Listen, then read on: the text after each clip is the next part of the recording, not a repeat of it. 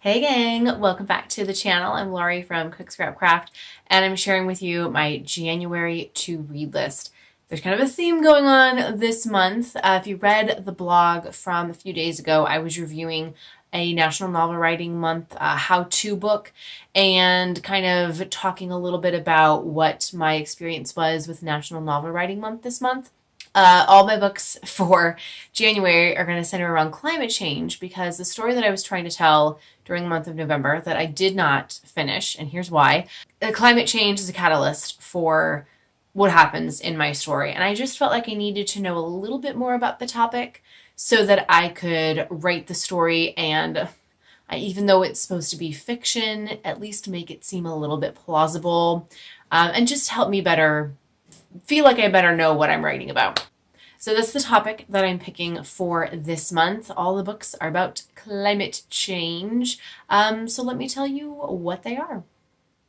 So what I did first was I got on Google and I just searched for best books about climate change. And one of the ones that came up first was This Changes Everything by Naomi Klein. She also wrote another book called oh, no, I can't think of what it is, but I haven't, No Logo and The Shock Doctrine. I haven't read any of those. But this book is basically saying that everything you know about global warming isn't so much, it doesn't stem from what you might think. It actually stems from capitalism.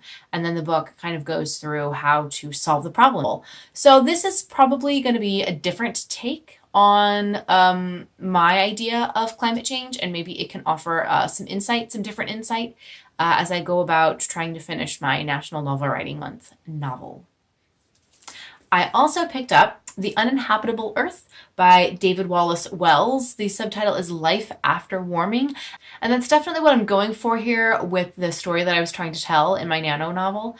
This is nonfiction. It's kind of going to give you like an idea of really what could happen after global warming, I don't know, decimates the whole earth. I'm looking forward to reading this one as well. Another book that my library had was The Sixth Extinction, and this is by Elizabeth Colbert. And she posits that there have been, before now, there have been 5 different periods of extinction, and we are going to, because of global warming, be entering into the 6th extinction. And could humans become extinct as, the dinosaurs and whatnot have become. So this should also be very interesting to read about what this author thinks are the causes, or maybe if she offers a solution at all. So I'm looking forward to reading this one too. Now, I don't know if this book is actually going to be that helpful, but it did come up on a list of best books about climate change. It's The Death and Life of the Great Lakes. It's by Dan Egan. And of course, it's going to deal with the water supply of those Great Lakes. They supply, you wouldn't think it, but they account for a large amount of the water supply that we use. And if they are not around anymore, where are we going to get our water? So, again, I don't know if this book is going to be that helpful because it's going more specifically on one aspect of what climate change is affecting. And I am really looking more for like a general, just climate change in general. But it's another aspect, and maybe I will learn some stuff as well as I read this book.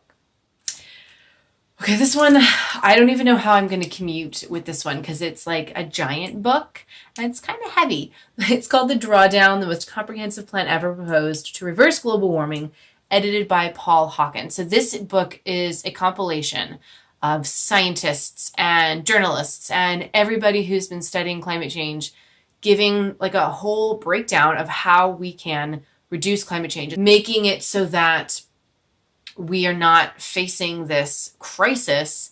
And literally, it's like there are 100 solutions that you can do to reverse what is happening right now.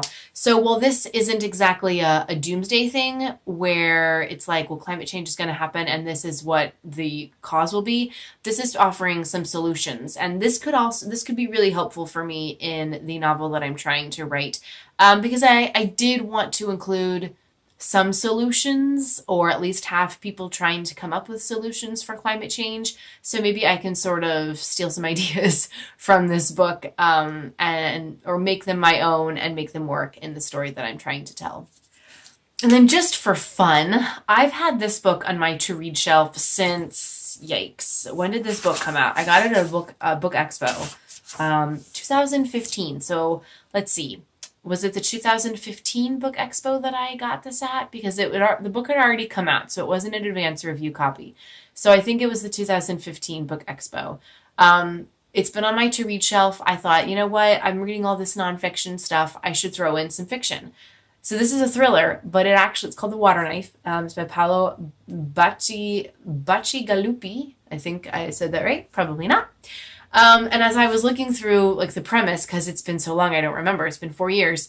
The book is actually about the American Southwest. They're experiencing a drought. So again, I'm thinking, oh, this kind of plays into the theme that I'm going with. And because there is a drought, people are fighting over where they're getting their water. And there's this detective, assassin, and spy who it's called Cutting Water, so that he can get water to the Southern Nevada Water Authority and its boss to keep the boss's gardens in bloom. So this should be kind of interesting, not just because it's, a thriller, and it's something that I've been wanting to read for many years, but also because maybe it fits in with my theme. So I've got some nonfiction books, and I've got this one fiction book. I might add some more if I go to the library and they have a book that I want to read. I might pick it up. But really right now, 1, 2, 3, 4, 5, 6. I have 6 books for my January to read list. I actually made it through all of my December books, which is like amazing for me. And I think that was because I kept it to a small list. Trying to add like crazy amount of books, it's just not going to happen. So I'm looking forward to reading all of these books, and I want to know what you guys are reading for January 2, starting the year off strong with our to-read lists. Leave me a comment below, give this video a thumbs up, and I'll try to keep you up to date on what I think about all of these books, and if they are helpful at all in my quest to finish my nano novel. Bye guys, see you next time. Happy reading.